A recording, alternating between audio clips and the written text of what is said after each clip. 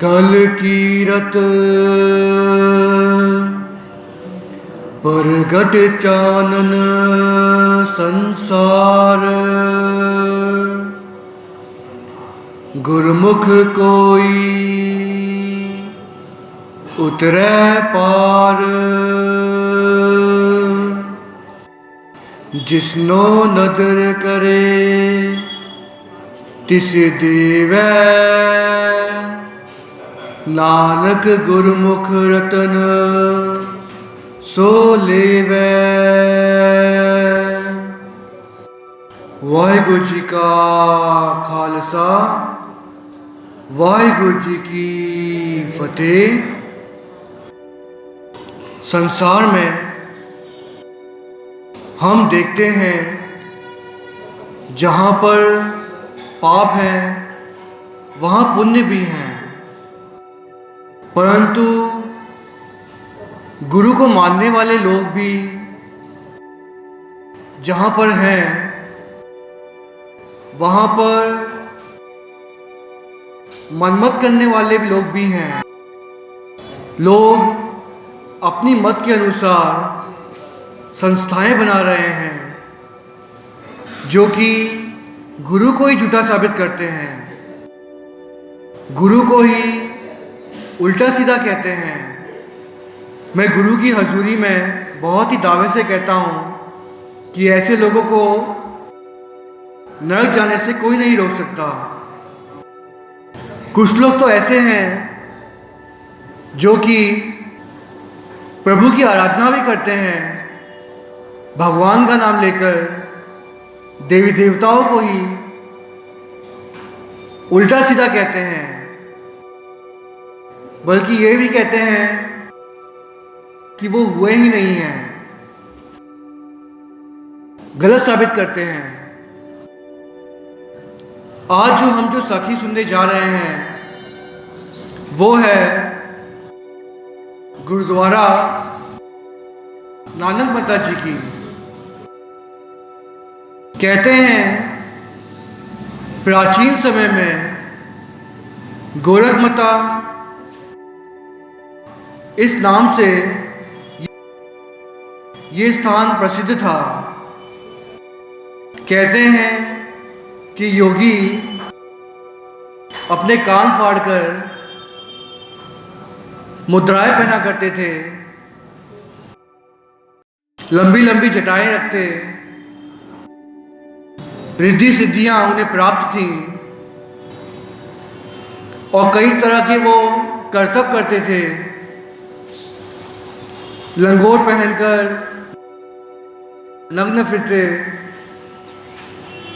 और अपने आप को गोरखनाथ के चेले अखवाते। ये माना जाता है कि गोरखनाथ 10वीं शताब्दी ईस्वी में हुए हैं। इनकी 12 शाखाएं हैं जो कि इस प्रकार है: सत्यनाथी, धर्मनाथी, रमलानाथ, नटेश्वरी, कन्हार, कमलानी, वैराग, माननाथी, आईपंथी, पागलपंथी, गंगानाथी। ये गोरखनाथ के कहते हैं शाखाएं थी जहाँ पर योगी रिद्धि सिद्धियों को प्राप्त करके अपने ही मत के अनुसार चल रहे थे। एक रवायत के अनुसार कहते हैं कि शिवजी के 2 चेले थे, मसिंदरनाथ और जलंधरनाथ। कहते हैं कि जो मत्स्येंद्रनाथ के चेले थे वो सभी कान फटे योगी थे, यानी कि वो अपने कान में छेद करवाकर उसमें वालिया पहना करते थे। परंतु कहते हैं इन दोनों चेलों में, मत्स्येंद्र नाथ और जलंधर नाथ में एक बार लड़ाई हो गई, जिसमें कहते हैं जलंधर नाथ हार गया था। और ये जो जलंधर नाथ था, उन्हीं का पंथ आगे चला आ रहा है।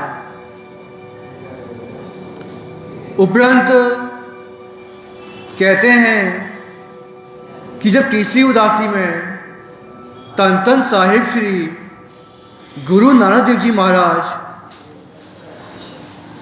इस गोरखनाथ का जो स्थान था, जिसका नाम गोरखमथा के नाम से प्रसिद्ध था, गुरु साहब जी पहली पातशाही तन तन साहिब श्री गुरु नानक देव जी महाराज जब इस स्थान पर पहुंचे तो गोरखमथा में योगियों ने उन्हें स्वीकार नहीं किया, क्योंकि वहाँ रहना बहुत ही मुश्किल था। क्योंकि रिद्धि सिद्धि दिखाकर गोरखनाथ के चेले राहगीरों को उल्टा कर देते थे, उन्हें तंग किया करते थे और अपने मत के अनुसार कहते हैं कि वो अपने ही ढंग से वहाँ पर रहा करते थे, रिद्धि सिद्धि दिखाते, करामाते दिखाया करते थे।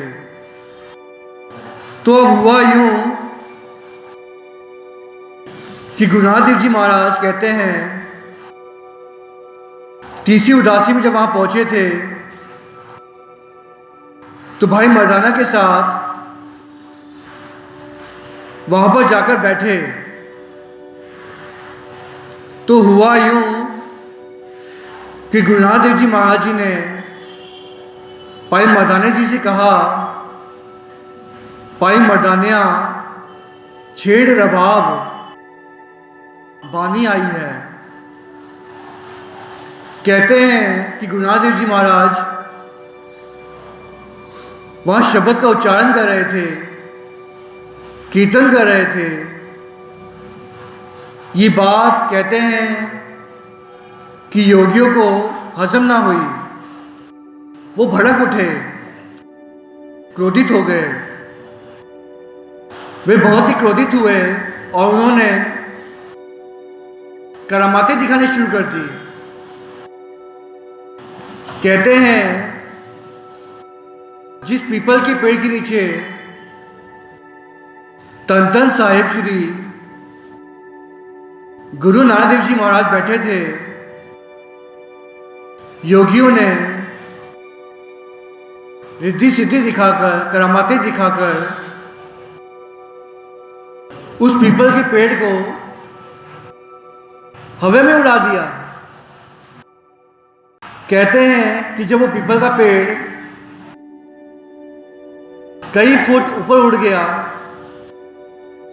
तो कहते हैं गुरु नानक देव जी महाराज जी ने अपना पंजा दिखाकर, हाथ दिखाकर उस पीपल के पेड़ को वहीं रोक दिया। पीपल के पेड़ से कहा कि तू उड़कर कहां जा रहा है, तुझे तो यहीं रुकना है और रहंदी दुनिया तक, जब तक ये दुनिया रहेगी तब तक तुझे यहीं रहना है। और संगत दर्शन करने आएंगे तेरे लिए। तो कहते हैं कि जहां पर पीपल का पेड़ उड़कर गया था, तकरीबन 7-8 फुट ऊपर तक चला गया था, जब योगियों ने रिद्धि सिद्धि दिखाकर, करामातें दिखाकर उस पेड़ को उड़ा दिया हवा में, तो गुरु नानक देव जी महाराज जी ने पंजा दिखाकर पेड़ को रोक दिया था। और पेड़ कहते हैं आज भी वही हवा पे वो लटका हुआ है। 6-7 फीट ऊपर, जमीन से ऊपर वो पेड़ अभी भी है। और संगत आज भी इस स्थान के जब दर्शन करने आते हैं तो उस पेड़ के नीचे से गुजर जाते हैं। पेड़ ऊपर हवा में है। तो कहते हैं इस बात को देखकर योगी और भड़क गए और उन्होंने पेड़ को आग लगा दी और पेड़ मुरझा गया। गुरु नानक देव जी महाराज जी ने वचन किए कि 6वीं पातशाही धन धन साहिब श्री गुरु हरगोबिंद साहब महाराज जी इस स्थान पर आएंगे और इस पेड़ को हरा भरा कर देंगे। वो पेड़ हवा में ही रहा और इस प्रकार ही रहा, मुरझाया रहा। और कहते हैं कि संगत आते दर्शन करते और गुरु नानक देव जी के वचनों के अनुसार जब गुरु नानक देव जी महाराज 6वें रूप में धन धन साहिब श्री गुरु हरगोबिंद साहब महाराज जी के रूप में आप संसार में विचरे तो वे स्थान में आए और कहते हैं कि वहां आकर उन्होंने जब उस पेड़ को देखा, अपने हाथों में कहते हैं पानी लिया, उसमें केसर डाला, पानी में डूबा हुआ केसर, उस पानी को पीपल के पेड़ पर छिड़काव कर दिया और कहते हैं गुरु नानक देव जी महाराज जी के वचन पूरे हुए और गुरु हरगोबिंद साहब महाराज जी ने उस पेड़ को पानी से छिड़क कर जिसमें केसर पड़ा हुआ था उस पानी को जब डाला पेड़ पर तो पेड़ फिर से हरा भरा हो गया। आज भी कहते हैं ये पेड़ हरा भरा है और आज भी जमीन से ऊपर है। अभी तो जो वहां के गुरुद्वारे के जो मुखी हैं उन्होंने थड़ा बना दिया है पेड़ के नीचे और आज भी संगत नीचे से गुजर के जाती है। ये स्थान गुरुद्वारा नानक मता साहिब है। कहते हैं यहां पर स्थान के आसपास भी जब गुरु नानक देव जी महाराज विचर रहे थे भाई मर्दाना जी के साथ, यहां पर कई कौतक हुए थे। कहते हैं यहां पर उस गुरुद्वारे के जहां पर पीपल का पेड़ है उस गुरुद्वारे के 500 मीटर पीछे एक स्थान है जहां पर कहते हैं कि योगियों ने गुरु नानक देव जी महाराज जी को एक तिल दिया। एक तिल जो बहुत छोटा दाना होता है, राई की समान तिल बहुत छोटा दाना होता है।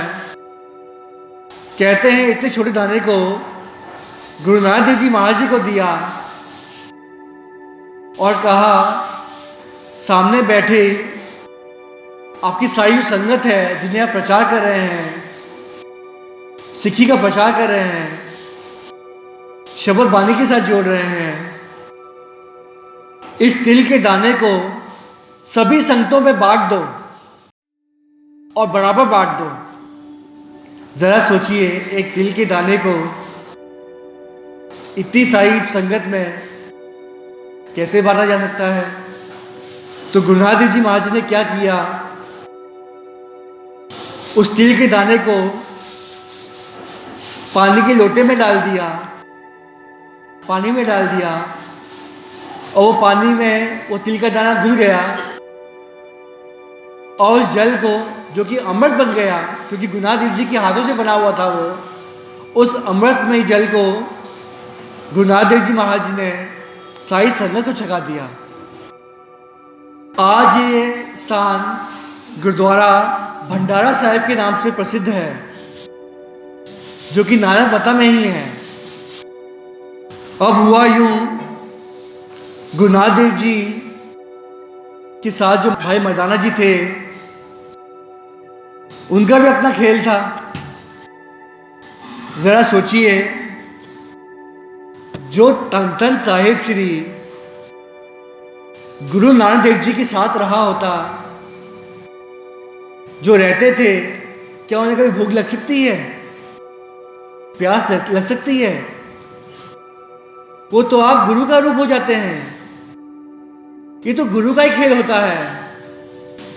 तो हुआ यूं, होता है ना कि जब संसार को ताड़ना होता है गुरु साहब जी ने, तो वो अपने आप खेल रच देता है।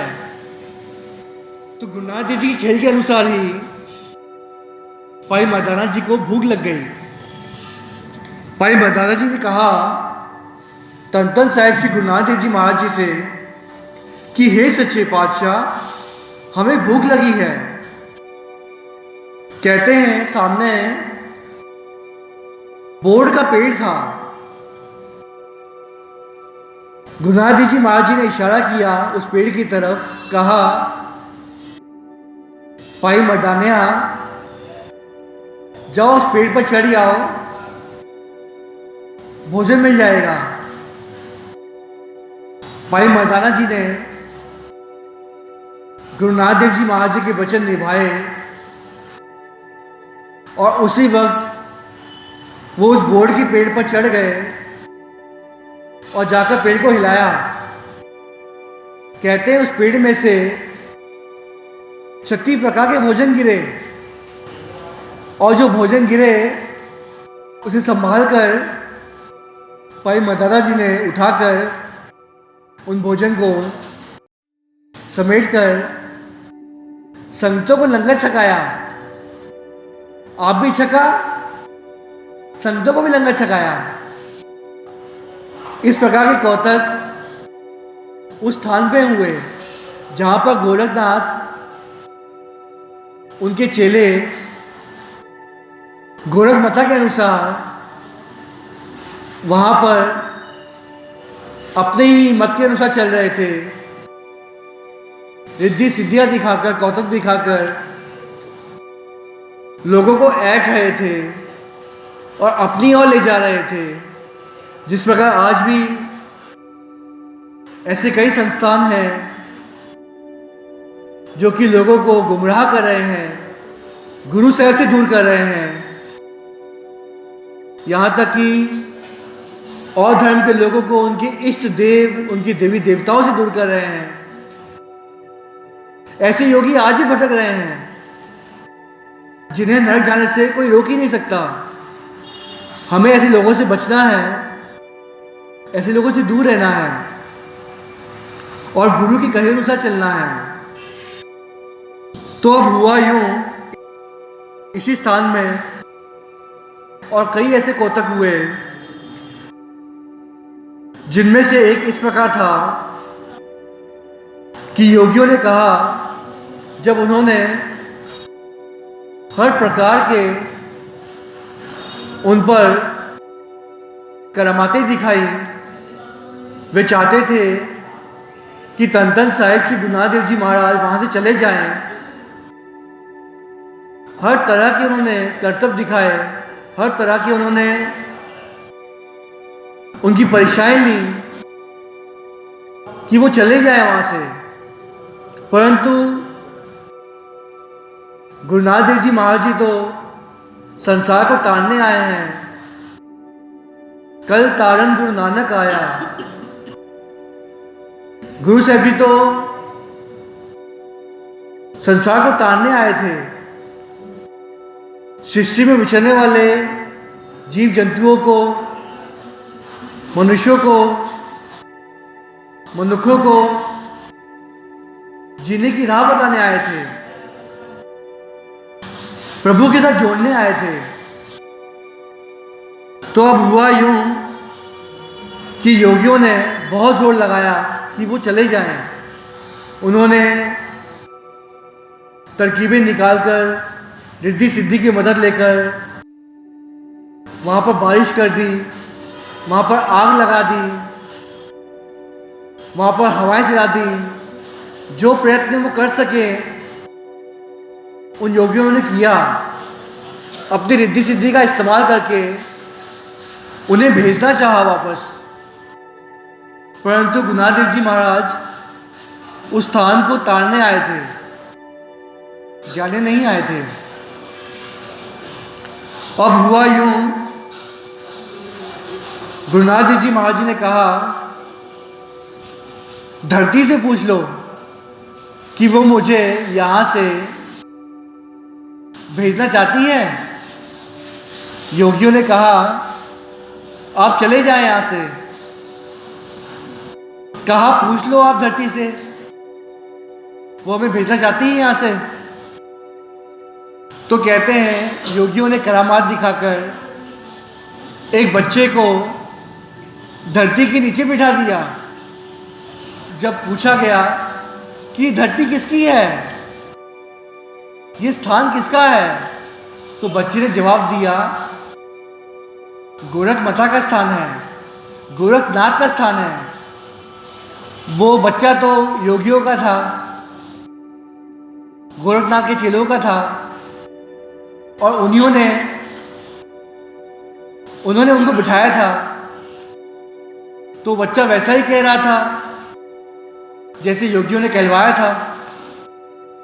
परंतु हुआ यूं, गुरुनाथ देव जी महाराज जी ने अपना एक कदम कहते हैं कि आगे रखा, धरती पर रखा, और कहते हैं धरती ने गुरुनाथ देव जी महाराज जी की पुकार सुन ली, और वो बच्चा मूर्छित हो गया। वहीं पर धरती के नीचे ही जो खड्डा खोदकर बच्चे को बिठाया हुआ था योगियों ने, वो बच्चा वहीं मूर्छित हो गया।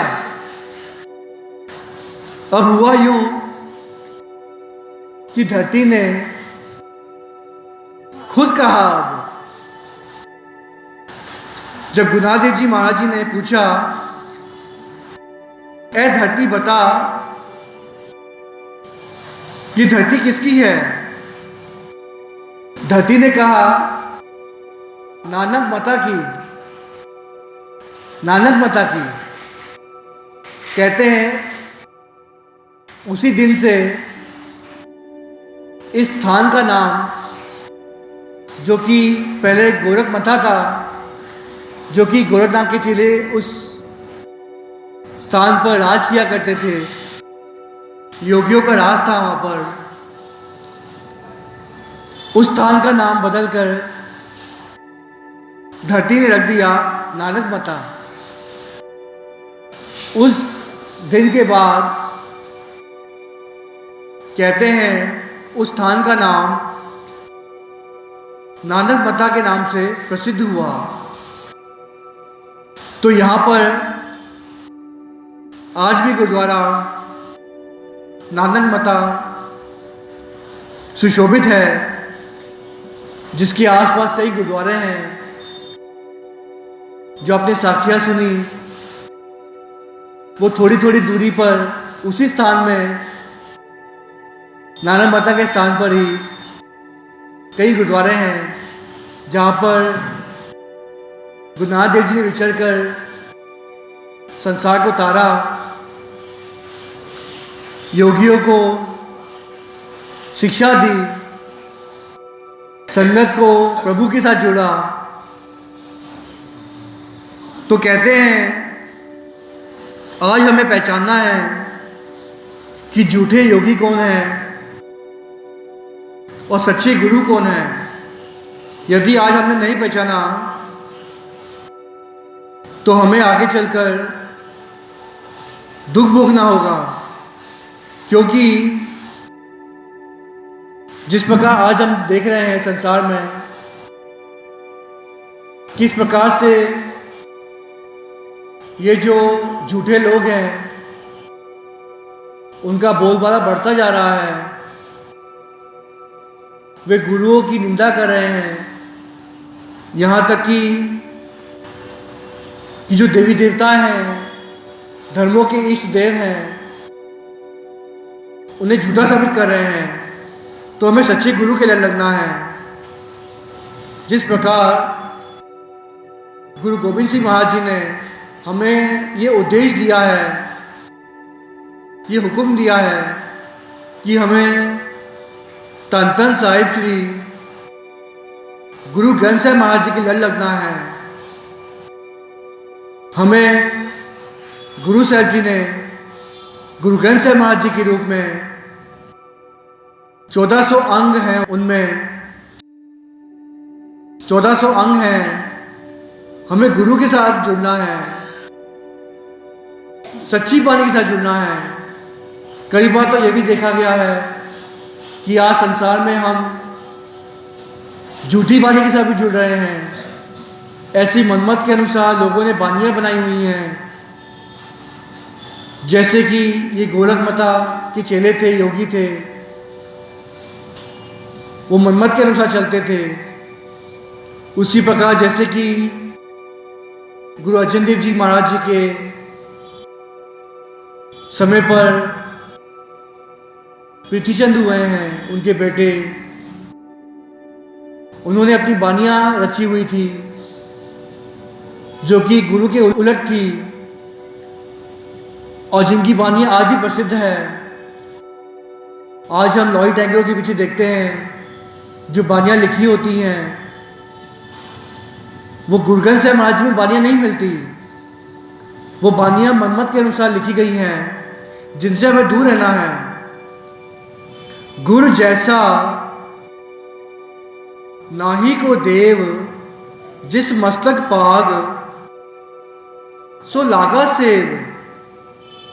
रहाओ सतगुर मेरा सब प्रतिपालय, सतगुर मेरा मार जीवालय। सतगुर मेरे की वडियाई, प्रगट पई है सबनी थाई। सतगुर मेरा तान नितान, सतगुर मेरा कर दीवान। सतगुर कह हो सतबल जाया, प्रगट मार्ग जिन कर दिखलाया।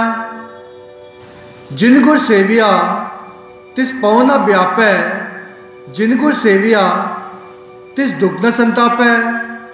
नानक सोधे सिमरत वेद, पार ब्रह्म गुर नाही पेद।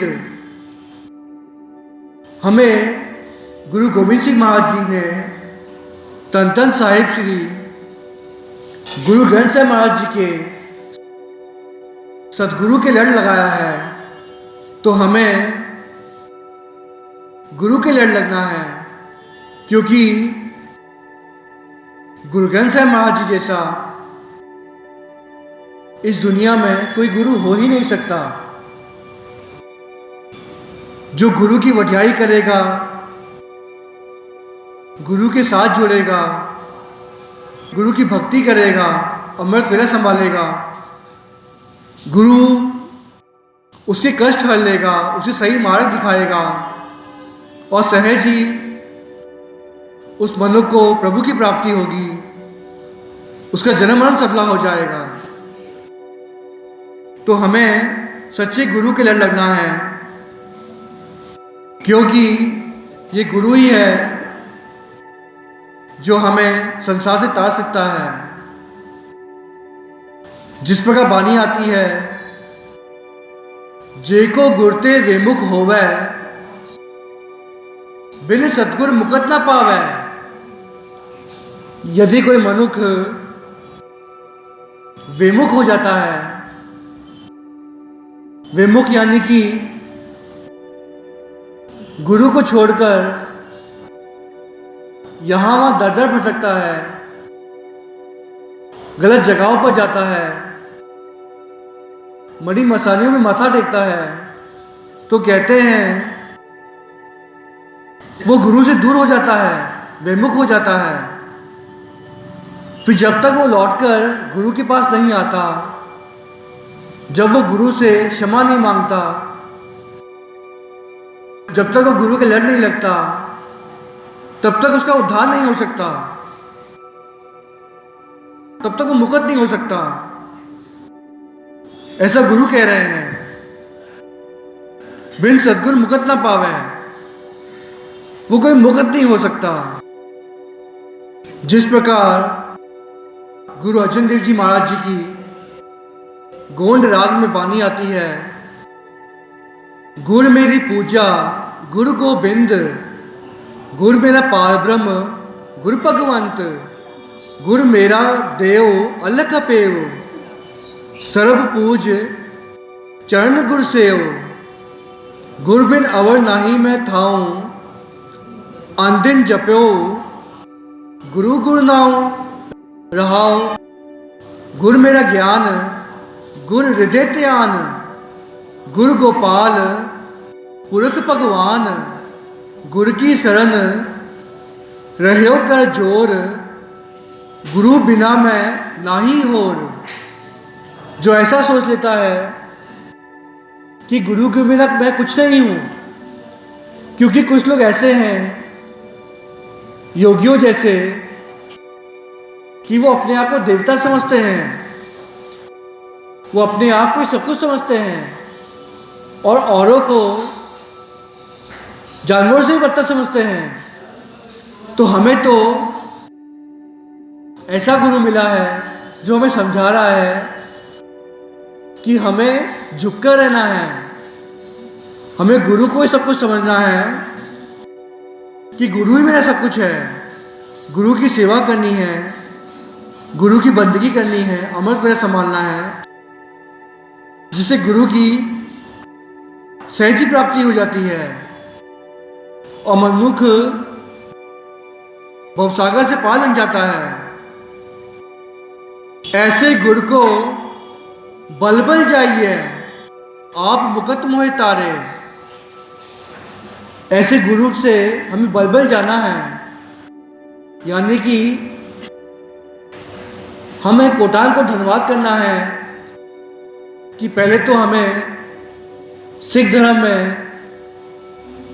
हमें जन्म मिला, संगत सिंधी हैं, परंतु धन है वो जो कि गुरु नानक देव जी महाराज जी के चरणों में वे झुकते हैं। उन्हें सौभाग्य प्राप्त हुआ है कि वो गुरु ग्रंथ साहिब महाराज जी के लड़ लगे और अपने जीवन को सफला करें, क्योंकि ये गुरु जो हैं वो सबसे महान है। कहते हैं कि जिन्हें रिद्धि सिद्धियाँ प्राप्त थी, ऐसे गोरखनाथ के योगी चेले, उन्हें भी झुकना पड़ा था तन तन साहिब श्री गुरु नानक देव जी महाराज जी के चरणों में। तो आज हम तनता के योग हैं कि हम गुरु के लड़ लगे हैं और अपने जीवन को सफला कर रहे हैं। और इस गोरखनाथ गोरख माता के बारे में तन तन साहिब श्री गुरु नानक देव जी महाराज जी ने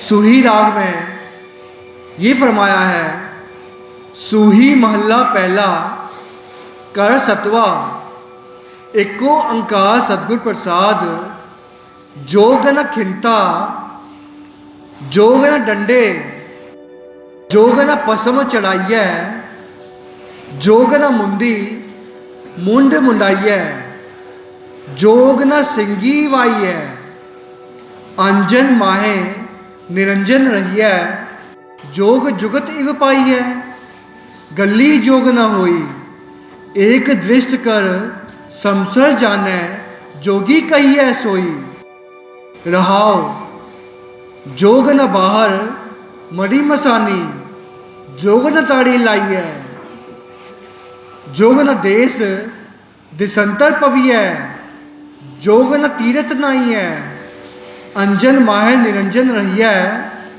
जोग जुगत इव पाइय, सतगुर पेटै ता सहसा टूटै, तावत व्रज रहाइय, निज झरै सहज तुम लागै, करही परचा पाइय, अंजन माहे निरंजन रहिय, जोग जुगत इव पाइय, नानक जीव तिया मर रहिय, ऐसा जोग कमाइय, वाजै बाजू सिंगी वाजै, तो निरपौ पद पाइय, अंजन माहे निरंजन रहिय, जोग जुगत तो पाइय। जिस प्रकार ये गोरखनाथ के चेले योगी करामात दिखाकर गुरु नानक देव जी महाराज जी को वहाँ से भगाने की उन्होंने बहुत कोशिशें की। उस जगह को आग लगा दी गई, हवाओं से बिखेर दिया गया, वर्षा की गई, हर तरह की रिद्धि सिद्धियाँ करामातें दिखाई गई, परंतु गुरु नानक देव जी महाराज जी के आगे उनकी रिद्धि सिद्धियाँ, उनकी करामातें सभी फेल हो गई। गुरु नानक देव जी महाराज कहते हैं कि हे योगी, तू कानों में छेद कराकर उसमें तू वालियां पहनता है, तू योग करता है, लंगोट पहनकर घूमता है, करामातें दिखाता है, अपने शरीर में भस्म मल लेता है, इस प्रकार का तू पखंड करता है। परंतु गुरु नानक देव जी महाराज जी इस वाणी में उपदेश देते हैं कि हे योगी, तू भूला भटका हुआ है, तुझे भी समझ नहीं है कि प्रभु की प्राप्ति कैसे करनी है। जो भी तू ये कर रहा है, भले ही तूने रिद्धियां सिद्धियां प्राप्त कर ली, परंतु प्रभु की प्राप्ति इस प्रकार नहीं होती। इस संसार में ये सब रिद्धियां सिद्धियां प्राप्त करके योगी जो हैं वो लोगों को गुमराह कर रहे थे, अपनी ओर ले जा रहे थे, और पिता परमेश्वर से दूर करके, प्रभु से दूर कर लोगों को अपनी ओर खींच रहे थे, अपना बना रहे थे। परंतु गुरु नानक देव जी महाराज जी उन योगियों को उपदेश दे रहे हैं कि हे योगी, तू जो भी कर रहा है उससे इंसान तेरे साथ जुड़ेंगे, तू इंसानों को अपनी ओर खींच लेगा, परंतु तुम खुद भी डूबेगा और तेरे चेले भी डूबेंगे। तुम्हें प्रभु की प्राप्ति कभी नहीं हो सकती। तो गुरु नानक देव जी महाराज जी ने कहते हैं, इस स्थान में बैठकर योगियों को उपदेश दिया और कहते हैं योगी गुरु नानक देव जी महाराज जी के चेले बन गए, और आगे चलकर ये स्थान नानक मता के नाम से प्रसिद्ध हुआ। इस गुरुद्वारे में आज भी संगत दूर दूर से आते हैं और दर्शन करते हैं और अपने जीवन को सफला करते हैं। कहते हैं जो पीपल का पेड़ है, यहाँ पर कैंसर की बीमारी और बड़ी बड़ी बीमारियाँ जो होती हैं वो इस पीपल के पेड़ के दर्शन करके, इसे चक्कर खाने से, दर्शन मात्र करने से वो रोग दूर होते हैं, ऐसी वहाँ की मान्यता है। तो संतों से मैं दरख्वास्त करूँगा कि कभी मौका मिले तो वहाँ ज़रूर जाए और इस गुरुद्वारे साहिब जी के दर्शन करें और अपने जीवन को सफला करें। इस साखी से हमें सीख मिलती है कि हम दर दर ना भटकें। गुरु साहिब जी ने हमें, गुरु ग्रंथ साहिब महाराज जी बख्शे हैं, हम गुरु के लड़ लगें, सच्चे गुरु के लड़ लगकर अपने जीवन को सफला करें और अपना उद्धार खुद कर लें। क्योंकि हम गुरु के साथ जुड़ेंगे तो गुरु हमारी बाहें पकड़ेगा और हमें भवसागर से पार लंघा देगा। अब हमें खुद सोचना है कि हमें सच्चे गुरु के लड़ लगना है या यहाँ वहाँ भटकना है, ये तो अब हमारे हाथों में है। कथा करते हुए आप जी के दास से कई प्रकार की भूलें हो गई हैं। सात्संग बख्शन योग को पुल्ला बख्शो और सात्संग आशीष बख्शो की दास आपकी इसी प्रकार सेवा करता रहे और भवसागर से पार लंघ जाए। मुझे कभी 84 लाख योनियाँ ना भोगनी पड़े, मेरा आवागमन मिट जाए, सात्संग ऐसी आशीष बख्शना, मेरा लोक परलोक सवर जाए, मेरा परिवार सुखी बसे, ऐसी आशीष बख्शना। फतेह का जवाब फतेह में दें। वाहिगुरु जी का खालसा, वाहिगुरु जी की फतेह।